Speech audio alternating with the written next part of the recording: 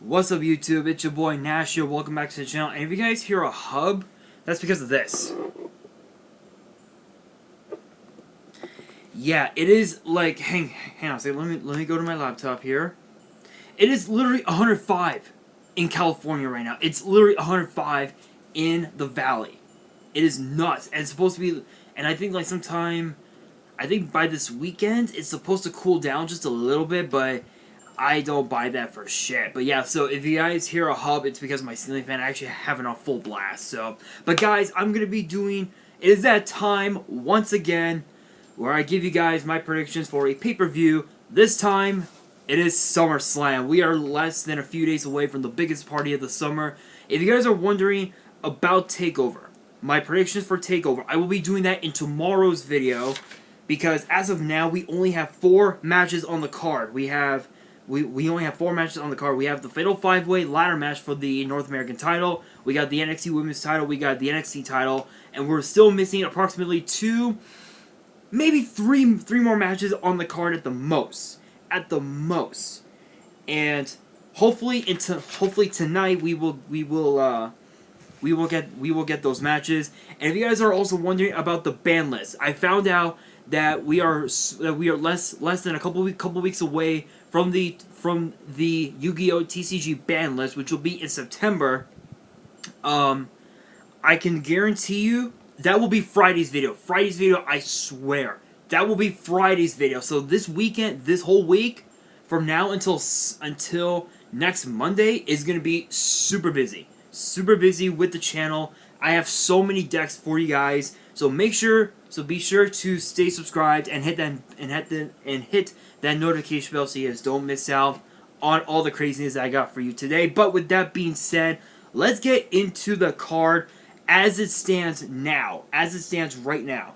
So first up, we have Mandy Rose versus Sonya Deville, hair versus hair. Now this rivalry. Let me move my camera up a little bit. So this rivalry has been going on ever since Otis asked Mandy Rose out. Back in February. A long time. Actually, no. I take that back. This actually goes all the way back to December. Where Otis became Mandy's, I think became Mandy's Secret Santa and vice versa. And then it progressed to Otis, deciding to shoot a shot on Mandy Rose, and he got it. But of course, Sonya Deville and Dolph Ziggler, they pretty much fucked it up, and it all came ahead at WrestleMania, where it was Otis versus Dolph Ziggler in a very interesting matchup at WrestleMania. Otis picking up that big W, and he finally gets the girl. And now, after all this time, this rivalry has will very may well come to an end, because Mandy Rose challenged Sonya Deville, hair versus hair. I'm just gonna go and say it because this is by far one of the most interesting matches we've had in a long time, and we haven't had a hair versus hair match in a long time. I think the last time was like what, 4, 5, 7, like some, I don't know how long it's been since we've had a hair versus hair match, but I gotta go with Sonya on this one, just because of the fact that Sonya Deville has had so much fire, so much passion in her heart to just make Mandy Rose's life a living hell. And I think Sunday at SummerSlam, Sonya Deville could very may well do it. She could very may well do it. I gotta go with Sonya. I gotta go with Sonya on this one. Okay, so now this is interesting because this is interesting because ever since Kairi Sane took her leave from WWE entirely, Auska has been going up against Banks and Bayley on her own. Last week on SmackDown,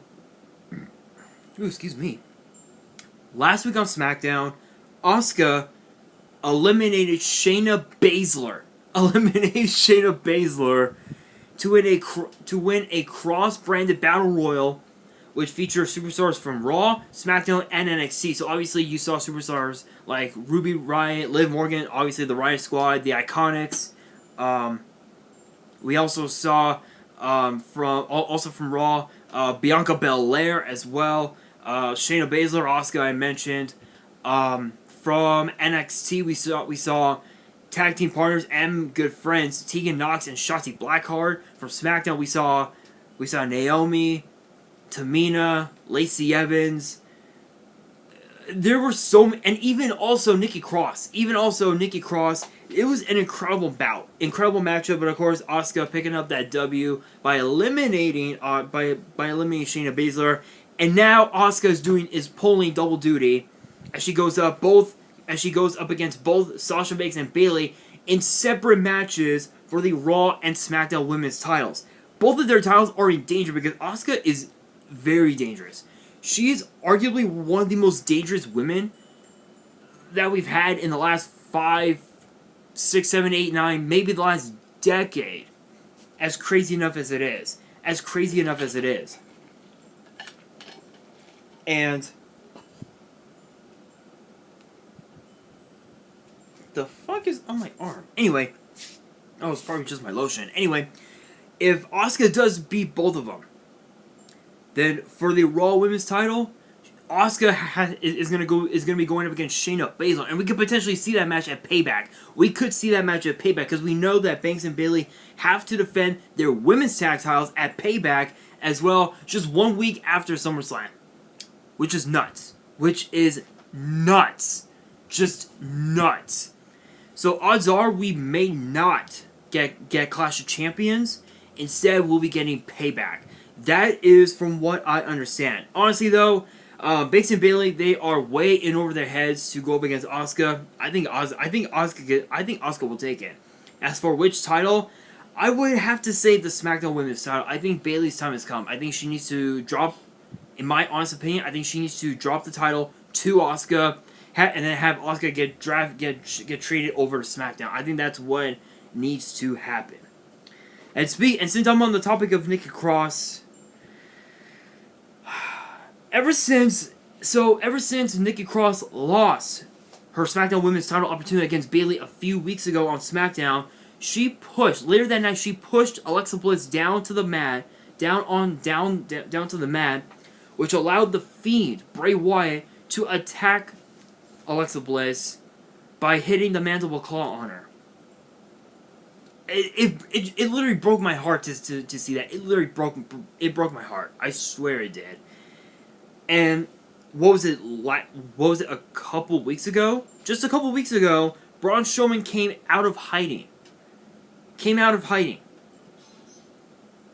And said, "I don't give a damn about Alexa Bliss." That is harsh. That is fucking harsh. Like, why would you want to say something like that when you know full well that you claim, Braun Strowman claims that Alexa Bliss used him, but that's not the way I see it. Because I was a big fan of Team Little Big. Team Little Big was awesome. Seriously, they were incredible during Mixed Match Challenge. And for Braun Strowman to stoop this low, it's just so heartbreaking. And we finally got this match. We got Braun Strowman versus The Fiend for the Universal title. Honestly, I really don't see Braun Strowman coming out of this. I honestly don't. I gotta go with The Fiend on this one, in my honest opinion. And then of course next up we got Sasha versus Auska. Talked about that earlier on. Now we have a match that is very interesting. Very interesting. This dude, okay, has got the balls big enough. Okay? This dude got the balls big enough to go up against Seth Rollins. Who am I talking about? Dominic Mysterio, Rey Mysterio's son. Yes, and ironically enough, I was a big fan of Dom. Given the fact that he was in arguably one of the most personal storyline rivalries involving Rey and the legendary late great Eddie Guerrero, and and it was over who was really the father of Dominic Mysterio. We all know how that ended. It's funny because Dominic Mysterio has had little to no training at all. Yes, he has been sort of training under his father's wing, but this is now going to be a street fight. We found out earlier this week that this match is going to be a street fight. Who has the advantage?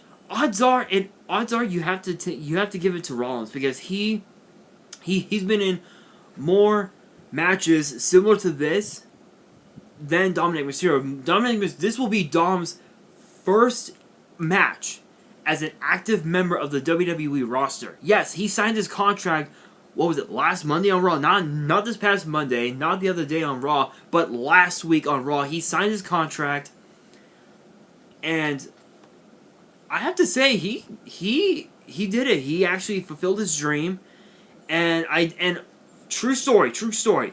I sent a tweet on Twitter, congratulating him on getting signed to WWE. And I said that your father Ray would be very proud of you. And of all things, if you guys follow me on that Twitter, which is at @IamNash_WWE, if you guys follow me there, you will know that the official USA Network Twitter page, replied to my tweet that said, like father, like son, with a heart emoji. I'm like, that's incredible. That's the first time that anyone with an official account has ever responded to me. That's to me that's big. To me that's big. But honestly though, I mean, while it is true that Rey Mysterio will indeed be in his son's corner, you also have to think about the fact that Murphy is going to be there as well. And I've heard some rumors, not a whole lot. I've not a whole lot, but I've heard some rumors that Austin Theory may well make a comeback after from his suspension,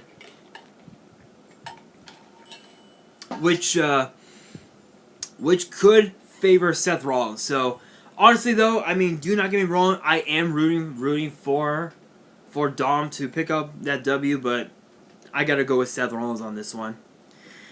Okay, now here's my question of the day. Because this next match that I'm going to be talking about is going to be Apollo Crews versus MVP for the United States title. Let me ask you this. As a question of the day part one, do you guys believe what MVP is saying? Because MVP is saying that Apollo Crews is behind, the whole retribution, bullshit and whatnot. Do you guys believe that? Because honestly, I don't. I honestly don't believe it, because Apollo Crews would not stoop that low. He would not stoop that low. Because Apollo Crews, he's been United States Champion for a couple months now, since beating Andrade, and he's been a pretty good champion, if I do say so myself. I mean, yes, he has. Yes, he did. Sure, he may not have made it to the horror show at Extreme Rules, but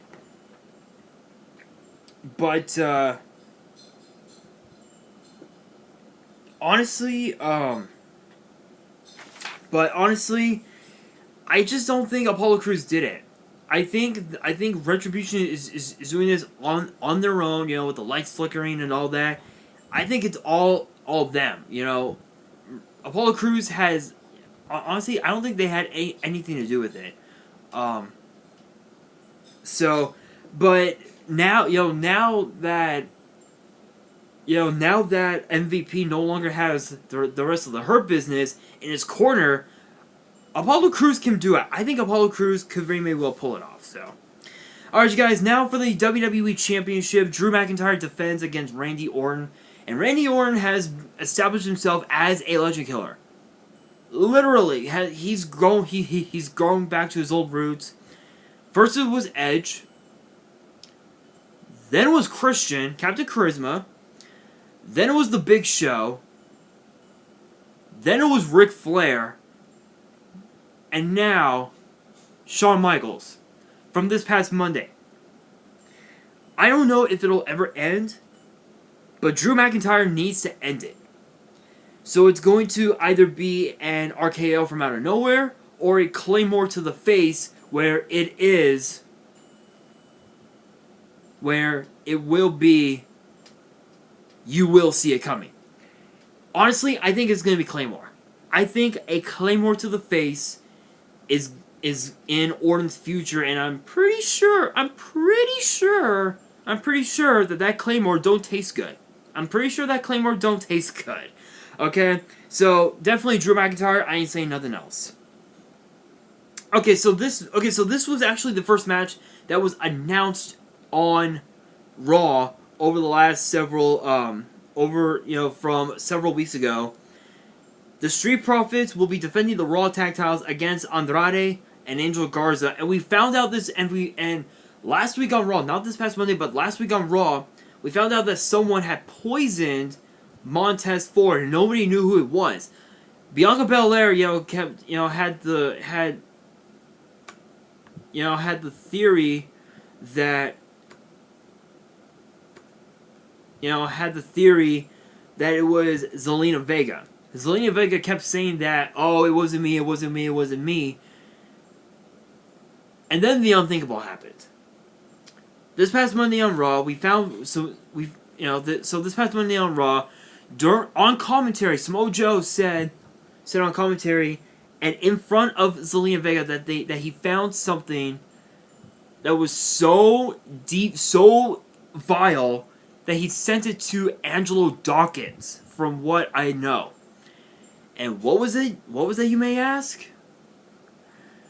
Bianca Belair's theory being true.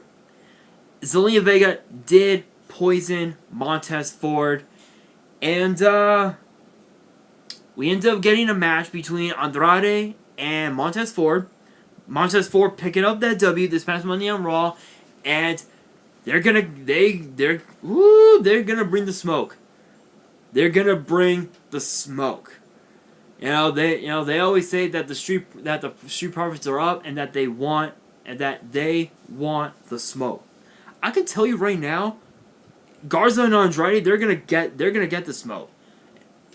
And I'll bet you anything that Bianca Belair will be at ringside. I'll bet you anything that she will, considering the fact that Zelina Vega will get involved. We all know that Zelina Vega will get involved and will do everything in her power to make sure that Andrade and Garza do walk out of the Amway Center as the new Raw Tag Team Champions. So, but I gotta go with honestly I gotta go with the Street Profits. I think we're gonna see the Raw Tag Team Champions retain, hands down, my personal opinion. So as far as we know, that is the card. I've heard rumors that we could very may well see Cesaro and Nakamura defend their titles against the Lucha House Party, which could happen in which that match could be announced this Friday on SmackDown. But we could also see AJ Styles defend his Intercontinental title against Jeff Hardy this Sunday at SummerSlam. Even though that match is taking place this Saturday, this Friday, it could happen this Sunday. But guys, that's going to do it for this video. Question of the day part 2. What are your guys' predictions for this card as it stands now? What are your guys' predictions? Let me know in the comments below by using the hashtag SummerSlam. I am curious to know. And that is going to do it for this video, for this prediction video. Hopefully you guys enjoyed it. If you did, smash the thumbs up button. If you guys are new to this channel and you guys love these types of, these prediction videos and all the other and all the other different content that I give out, that I post for WWE and for YuGiOh, make sure you guys hit that subscribe button and hit that notification bell so you guys do not miss out on any new content that comes your way. Because with this channel, there's always something to talk about. Always something. Whether it's WWE or YuGiOh, there's always something to talk about. And also, make sure you guys follow me on Twitter and Instagram. The links to both of my Twitters and my one Instagram will be in the description below. And if you guys also have any fan mail that you would like to send me, because I've been wanting, again, I've been wanting to do fan mail for a while. I know that we're still under a pandemic, but don't worry, I will disinfect the mail. But if you guys do have fan mail that you would like to send me and want me to open up on the channel, my address will also be in the description below as well. It'll be at the very top. And on that, this is your boy Nash, signing out.